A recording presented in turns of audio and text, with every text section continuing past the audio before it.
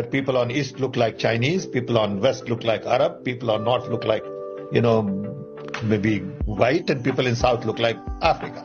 कल आधिकारिक बयान हमारे पार्टी का आ गया है जयराम रमेश जी का, और उसके बाद कुछ कहने की बात ही नहीं है। और उन्होंने इस्तीफा भी दे दिया ओवरसीज। हमारे जो पार्टी प्रवक्ता का बयान पढ़ लीजिए, उसमें उन्होंने कहा कि ये कांग्रेस पार्टी इसको बिल्कुल नहीं स्वीकार करती, इससे बिल्कुल असहमत हैं। ये बात कल ही जयराम रमेश जी ने मीडिया के सामने बोल दिया है। श्री पित्रोदा इन्होंने फिर से एक बार कहा है, जैसे नस्ल भेद के बारे में बात की है, निंदनीय है, मैं उसको रिपीट भी नहीं करना चाहता हूं। ये कांग्रेस की मोहब्बत की दुकान में हर जगह नफरत का सामान बिक रहा है। एक्चुअली ये मोहब्बत की दुकान नहीं है, कि नफरत का सामान वो लोग बेच रहे हैं।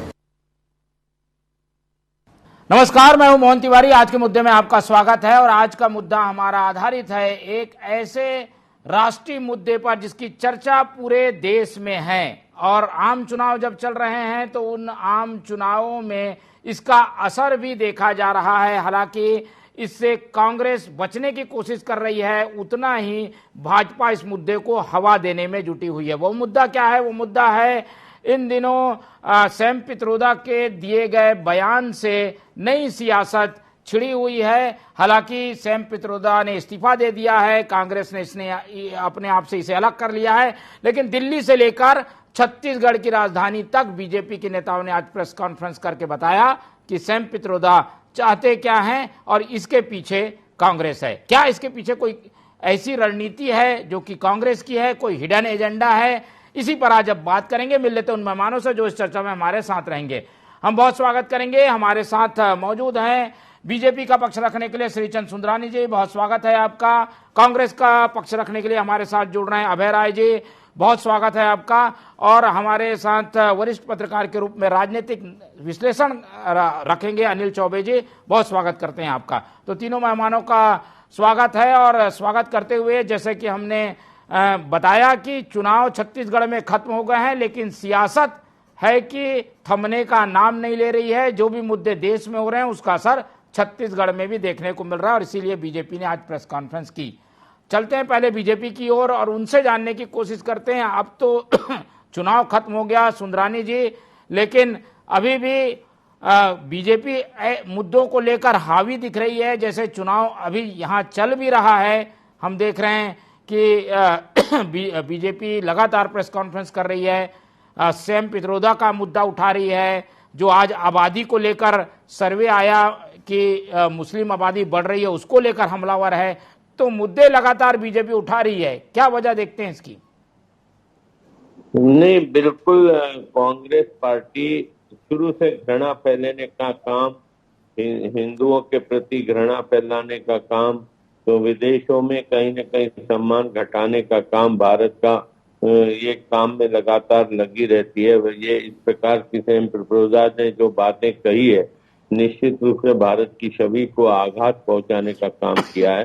कांग्रेस हमेशा भारतीयता, राष्ट्रीयता और हिंदुत्व के मुद्दे पर कहीं न कहीं कांग्रेस के नेता ऐसी नकारात्मक बातें फैलाते हैं, जिसके कारण कहीं न कहीं पूरे विश्व में भारत की साख को आघात पहुंचता है। ऐसे लोगों को सजा मिलनी चाहिए। कांग्रेस बस एक लाइन का किनारा करके बैठ जाए, इससे कांग्रेस मुक्त नहीं होगी इस पाप से।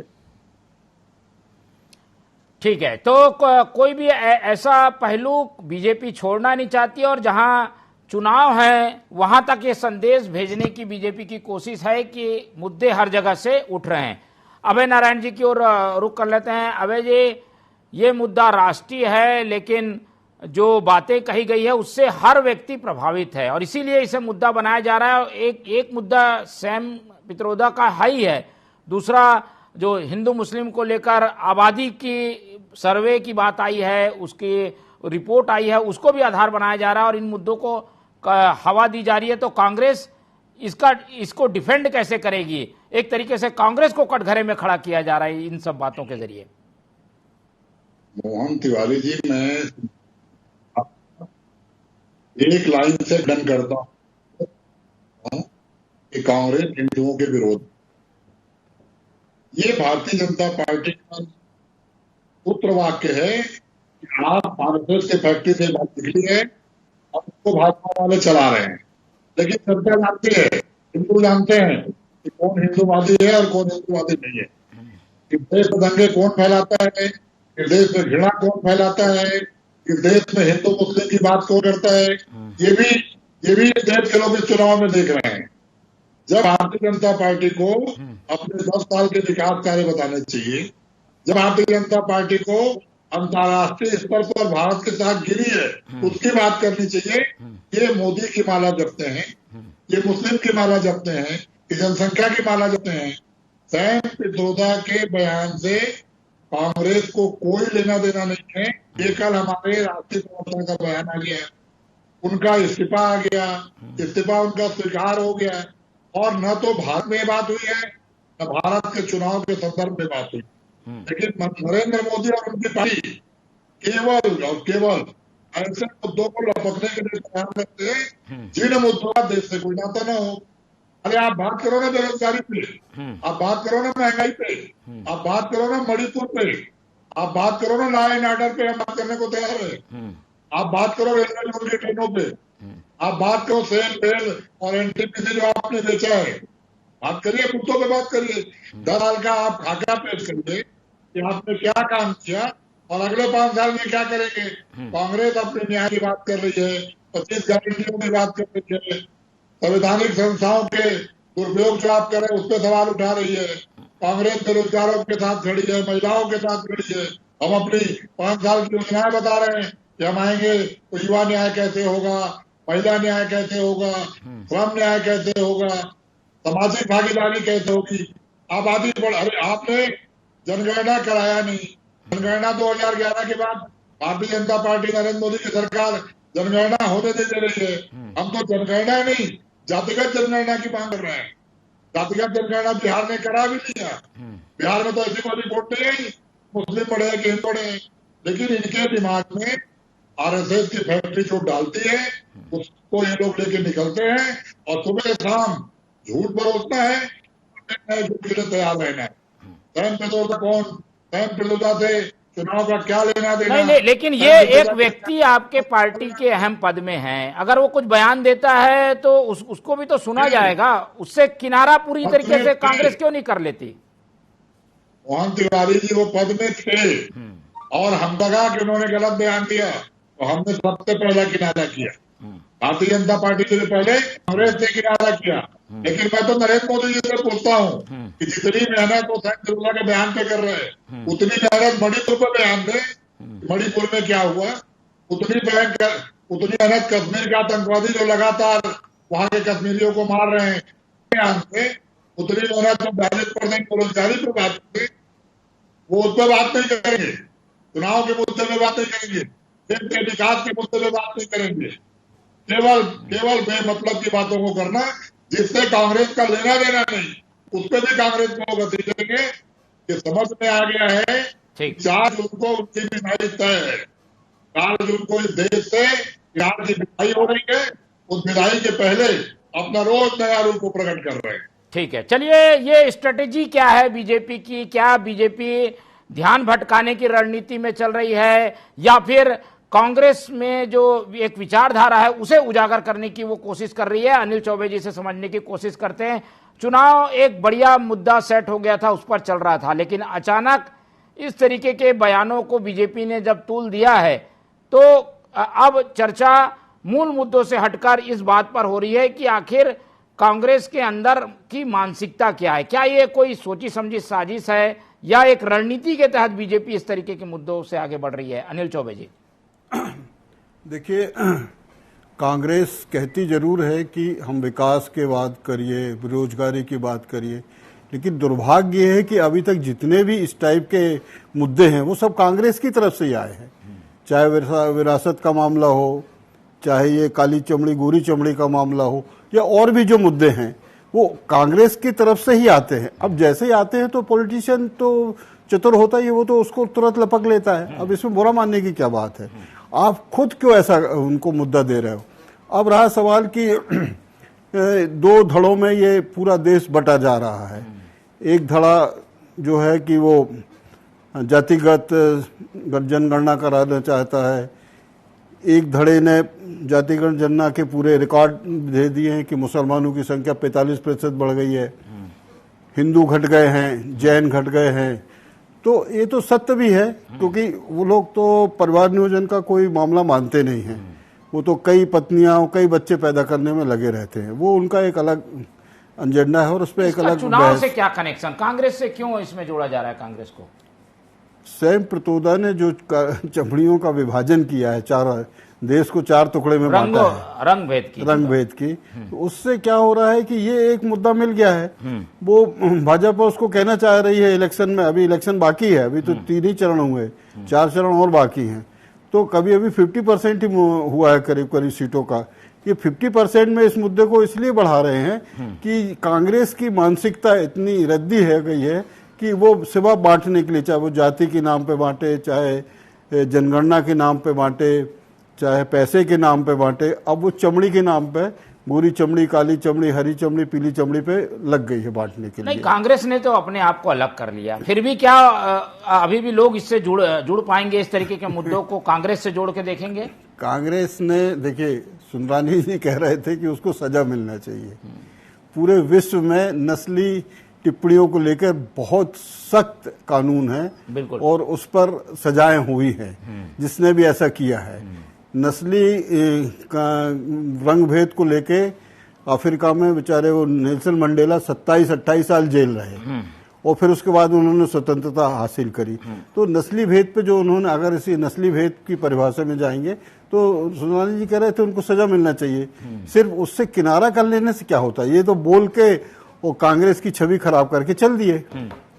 तो ऐसे लोगों पे कंट्रोल क्यों नहीं है कांग्रेस का कि वो जो बयान देने जा रहे हैं पहले पूछते क्यों नहीं खड़गे जी से कि हम ये बयान देने जा रहे हैं? ठीक है, जिसको जो मर्जी आता बयान दे देता है। अब कांग्रेस बेचारी उस पर लिपापोती करती रहती है। ये है स्थिति। कांग्रेस के लिए दुविधा ये है कि जो बड़े नेता हैं वो ऐसे बयान दे देते हैं और उसके बाद मुसीबत बढ़ जाती है। अभय नारायण जी, क्या कांग्रेस कुछ ऐसी गाइडलाइन बनाएगी? ऐसे लोगों को रोकती क्यों नहीं? पहले तो आप लोगों के यहाँ कोई रुकता है नहीं, सब अपने अपने बयान देते हैं और बाद में आप लोगों को उसको डिफेंड करना पड़ता है, आप जैसे प्रवक्ताओं को।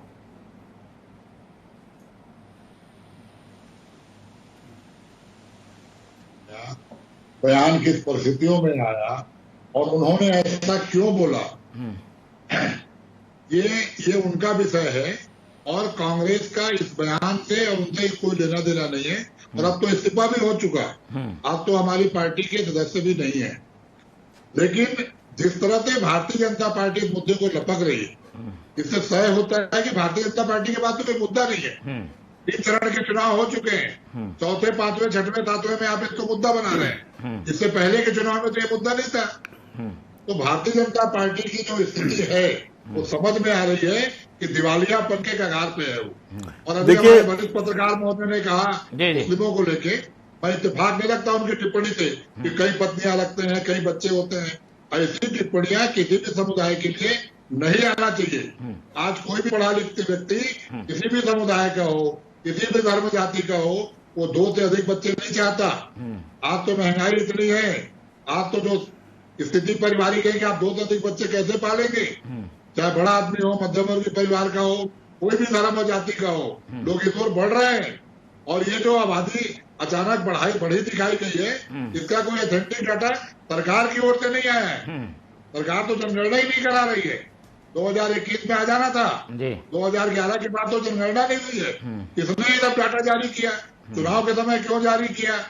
और फिर भी यदि कोई ऐसी बातें हैं किसकी संख्या घट रही है, किसकी संख्या बढ़ रही है, इसको मुद्दा बना के बहस होना चाहिए, राय ली जानी चाहिए। कांग्रेस का तो पहले भी नारा था, हम तो हमारे तो 2 से अधिक बच्चे नहीं होना चाहिए, क्योंकि हम तो हमारे दो का मतलब था आबादी नियंत्रित तो होगी, परिवार भी नियंत्रित रहेगा। हम 2 बच्चों को पढ़ा लिखा सके, उनको रोजगार की स्थिति में खड़ा कर सके। तो ये किसी समुदाय के लिए कह देना कि उनकी तो बहुत पत्नियां होती हैं, बहुत बच्चे होते, ये मानसिकता है। इस मानसिकता से हमको बढ़ना चाहिए। मैं साधारण प्रणाम करते हुए अपनी बात निवेदन कर रहा हूँ कि ऐसी बातें डिबेट में नहीं आनी चाहिए। हम सार्वजनिक जगह पे बैठे हैं, काफी बातें कर रहे हैं। नहीं, उन्होंने और कांग्रेस एक विश्लेषण रखा कि ऐसी परिस्थितियां क्यों बनती है। विश्लेषण में शब्द ऐसे आना चाहिए जैसे कोई याद न हो। मेरा निवेदन है, हो सकता है कि मैं छोटा हूं उनसे उम्र में, उनका अनुभव ज्यादा हो, लेकिन ऐसी बातें नहीं होनी चाहिए। और कांग्रेस मैं जवाब देना चाहूंगा आपका। जी जी जी। और कांग्रेस, चलिए हम इसमें नहीं उलझेंगे, क्या बोला क्या नहीं बोला। जो मुद्दे हैं उसका जवाब भारतीय जनता पार्टी के प्रधानमंत्री और नेता किसी भी सभाओं में नहीं दे रहे। केवल शहंशाह, शाहजादे ऐसे शब्दों का प्रयोग कर चौबे जी अपनी बात को बरगलाने की कोशिश हो रही है। देखिए, उत्तर प्रदेश में अभी मायावती के जो उत्तराधिकारी थे, उन्होंने सभाओं में इसी टाइप के गलत बयानबाजी की। मायावती ने क्या किया, उसको तुरंत हटाया और एक मैसेज दिया कि अब ये अमेच्योर्ड है, इसको अलग करो। और उसकी सारी सभाओं, ये होता है रिएक्शन। आप जो भी मुद्दे हैं आपके, वो आपके मुद्दे हैं। रहा सवाल, आपने कह रहे थे कि दो हमारे दो, तो वो तो एक ही जगह एक ही कौम पे लागू हुआ, दूसरी कौम ने तो उसको रिफ्यूज कर दिया था। उस पर कांग्रेस ने अब तक क्यों नहीं स्टैंड लिया? देश के लिए लागू किया गया था। ठीक है, चलिए उस पर स्टैंड लेना चाहिए था। सुंदरानी जी की ओर चलते। सुंदरानी जी, मूल रूप से कांग्रेस ये कह रही है कि हमारे सवालों से भगने के लिए आप लोग ऐसे ऐसे मुद्दे खोज के ला रहे हैं जिनका कांग्रेस से कोई लेना देना नहीं है।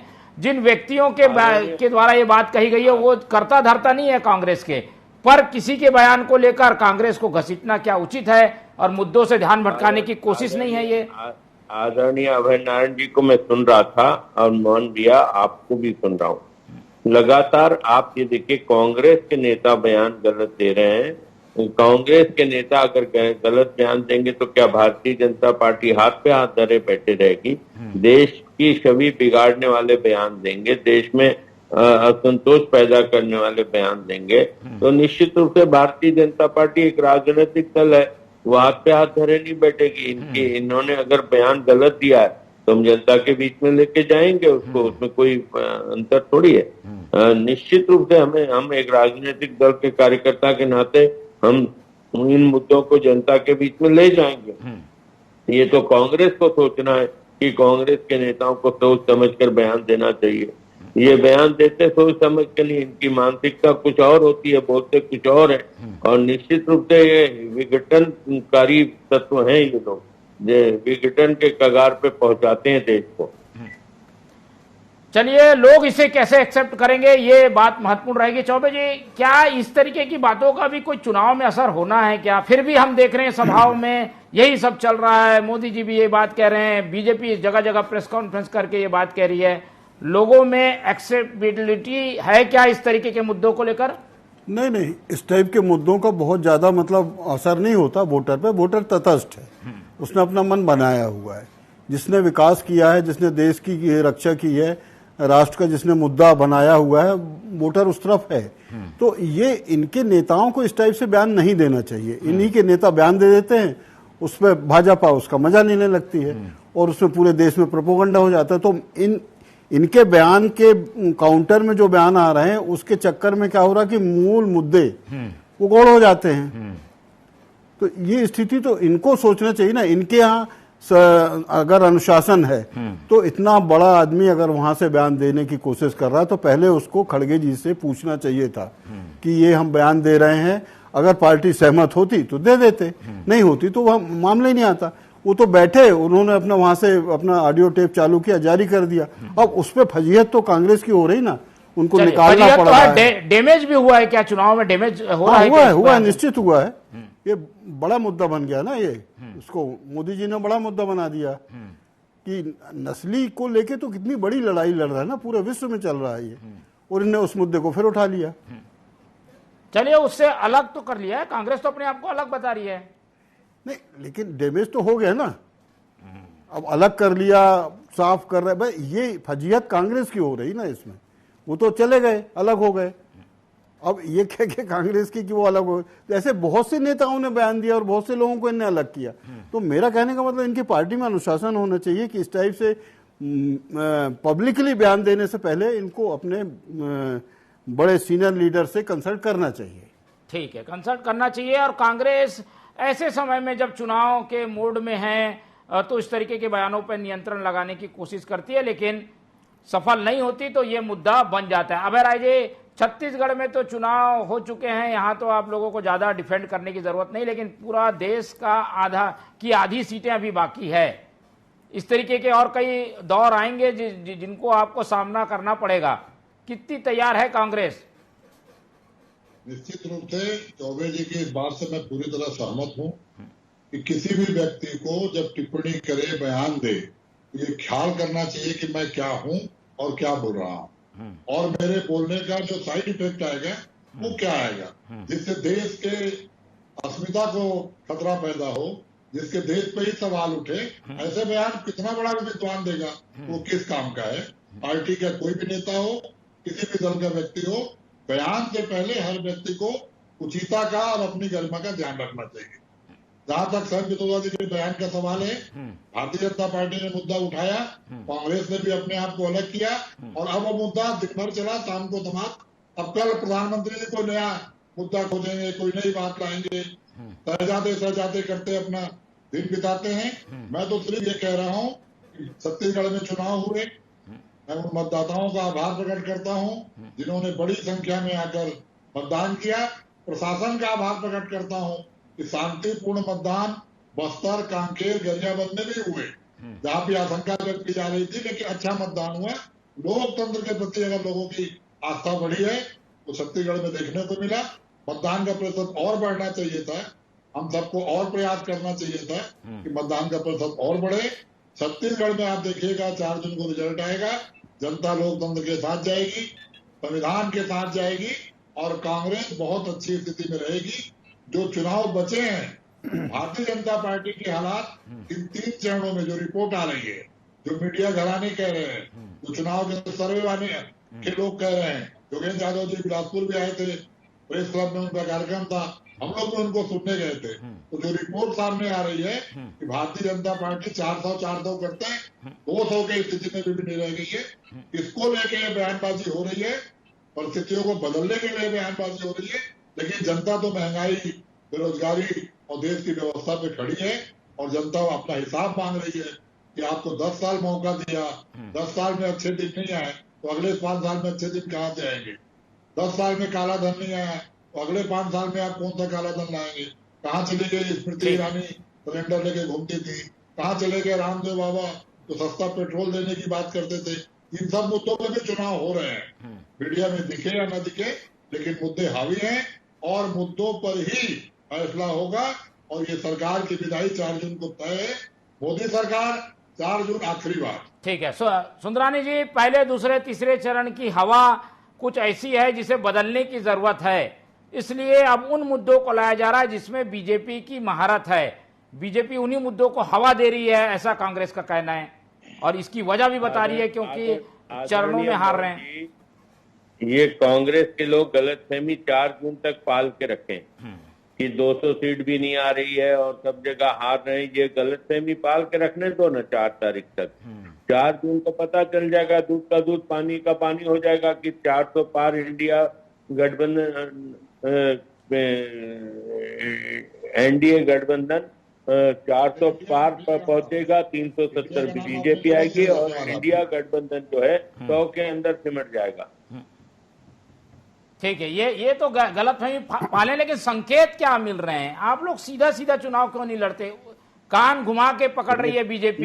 नहीं, हम कहाँ टेढ़ा चुनाव लड़ रहे हैं?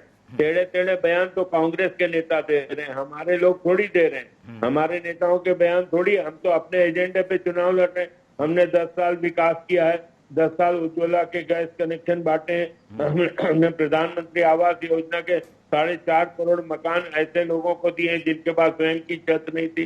हमने बहुत सारे क्षेत्रों में काम किया, धारा 370 समाप्त किया। प्रभु राम का मंदिर जिसके लिए 500 साल हम तरस रहे थे वो हमने दिया। मुद्रा बैंक के माध्यम से 18 करोड़ नौजवानों को रोजगार देने का काम किया हमने। जनधन खाते हमने 50 करोड़ से ज्यादा बहनों के खुलवाए। छत्तीसगढ़ में हम मातारी वंदन योजना के तहत 1000 रुपए दे रहे हैं। 13,000 करोड़ रुपए किसानों के खाते में हमने 4 महीने में जमा कर दिया। 4,000 करोड़ पिछला बोनस मिला के 17,000 करोड़ किसानों के खाते। देखिए 4 महीने इंद्राणी जी, में चुनाव 90% समाप्त हो गए हैं। वादे पूरे चुनाव तो कर समाप्त हो गया, लेकिन वो बता रहे हैं इन मुद्दों पे उन्होंने चुनाव लड़ा है। चुनाव तो उन्होंने मुद्दों पे लड़ा है। हो चुके हैं। चुनाव तो हम मुद्दों पे ही लड़ रहे हैं। अब दो का हमने बढ़ाना मत छत्तीसगढ़ में करिए, इन्हीं तीन का मुद्दों पे पढ़िए। चुनाव लड़ा, देश में हम इन्हीं मुद्दों पे चुनाव लड़ रहे हैं। हम प्रभु राम मंदिर की बात करते हैं, धारा 370 की बात करते हैं, मुद्रा बैंक में दिए गए लोन की बात करते हैं, उज्ज्वला गैस कनेक्शन की बात करते हैं, प्रधानमंत्री आवास योजना की बात करते हैं। राम मंदिर भी बन चुका है, अलग से अब राम मंदिर नहीं बनेगा। चलिए ये सारे भाई मुद्दे चलते हैं, बनाया एक बार अनिल जी की टिप्पणी ले लेते हैं। अनिल जी, दोनों ओर से मुद्दों पर लड़ाई शुरू हुई, पर अब जो स्थितियां बन रही है, बाकी के जो चरण हैं उसमें कुछ उलझन सी है, आपको तो ये महसूस होता होगा। देखिए, अभी 3-4 चरण बाकी हैं।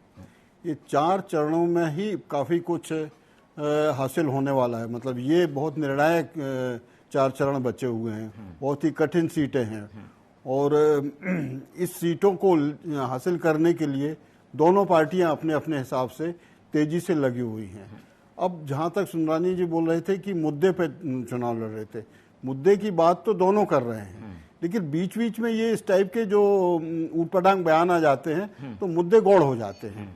ये नहीं आना चाहिए, जबकि मुद्दे पे ही चुनाव लड़ना चाहिए। वो बिल्कुल ठीक कह रहे हैं कांग्रेस वाले कि भाई अभी बेरोजगारी पे बात करें, महंगाई पे बात करें, ये सारे मुद्दे अभी खड़े हुए हैं। भाजपा इन पे कोई कंट्रोल नहीं कर पाई है, ना महंगाई पे ना बेरोजगारी पे। बाकी ठीक है, पर उन पर बात नहीं हो पा रही है, ऐसा लगता है जी, वो उस पर बात नहीं हो रही है। उस पर कोई बात नहीं कर रही भाजपा कि बेरोजगारी में कैसे दूर करूंगी या महंगाई में कैसे कंट्रोल करूंगी। खैर, ये तो अब ऐसा लग रहा है कि महंगाई और बेरोजगारी तो किसी भी सरकार के बस में है नहीं है जी। ये एक अलग चीज हो गई, इस पे बहस करने से कोई मतलब नहीं है। ये कोई मुद्दा अब बचा नहीं है। ये वैसे ही मुद्दा हो गया कि गरीबी हटाने वाला, तो गरीबी तो नहीं हटी, गरीब हट गए। ये हालात है इस मुद्दों पे। तो अब ये कोई मुद्दे नहीं बचे, लेकिन हाँ, विकास की तरफ पे सबको चुनाव लड़ना चाहिए और एक अच्छे और स्वस्थ देश की परंपरा रखना चाहिए, और तमाम नेताओं को अपनी जवानी जो है ना थोड़ा सा कंट्रोल रखना चाहिए।